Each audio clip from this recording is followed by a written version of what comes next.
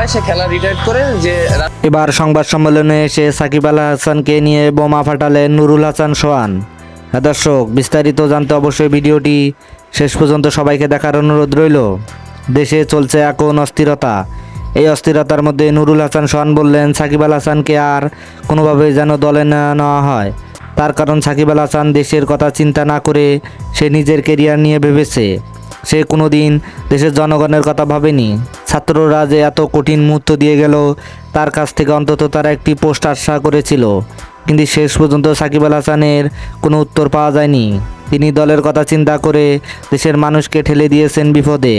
তাই তো সাকিব আল হাসানকে আমরা আর দলে চাই না। এদিকে নুরুল হাসান সোহান আরও বলেছেন, অবশ্যই কোনো ক্রিকেটার যদি রাজনীতিতে যায় তাহলে তাকে অবশ্যই খেলা থেকে আগে অবসর নিতে হবে, তবেই সে রাজনীতিতে ঢুকবে। তাছাড়া আমরা তামিম ইকবাল ভাইকে আবারও দলে চাই। তামিম ইকবাল ভাইকে যে কোনো মূল্য হলেও অধিনায়ক হিসাবে আমরা দলে চাচ্ছি। তাহলে দেশের ক্রিকেট কলঙ্কমুক্ত হবে, দেশের ক্রিকেটে কোনো রাজনীতি চলবে না। দর্শক, আপনি কি মনে করেন নুরুল হাসান সোহানের কথা সঠিক? তাহলে অবশ্যই আপনার মূল্যবান মতামত কমেন্ট বক্সে জানাবেন। ধন্যবাদ।